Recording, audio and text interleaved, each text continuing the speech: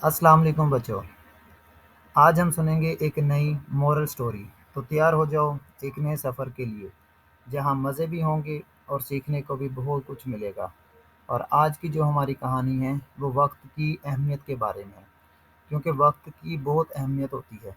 मिसाल के तौर पर आज जो हमें स्कूल में जो भी सबक मिलता है, अगर बच्चा साथ में से याद करे, तैयार करे, तो बच्चे के बहुत मार्क्स आएंगे।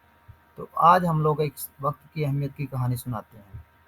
एक खूबसूरत गांव में एक बच्चा रहता था जिसका नाम था अहमद। वो ज़हीन तो बहुत था, लेकिन एक आदत ने सबको परेशान कर रखा था। वो वक्त पर कोई काम नहीं करता था। अहमद खेल रहा है, अम्मी आवाज़ दे रही हैं, बेटा होमवर्क कर लो। अहमद, अम्मी बस 2 मिनट। अहमद मोबाइल खेल रहा है, अब्बू कह रहे हैं चलो मस्जिद। अहमद, अब्बू अभी थोड़ा सा।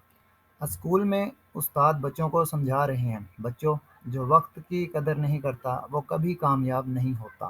अहमद सोच में पड़ गया। अहमद, अब मैं वक्त ज़ाया नहीं करूँगा।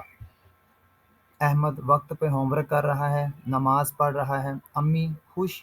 स्कूल में उस्ताद अहमद को शाबाश दे रहे हैं और इस तरह अहमद बन गया सब बच्चों के लिए मिसाल। तो आज हमें इसका मोरल क्या मिला, सबक क्या मिला, कि वक्त की कदर करने वाले ही ज़िंदगी में कामयाब होते हैं।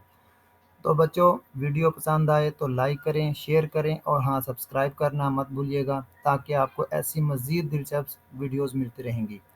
शुक्रिया।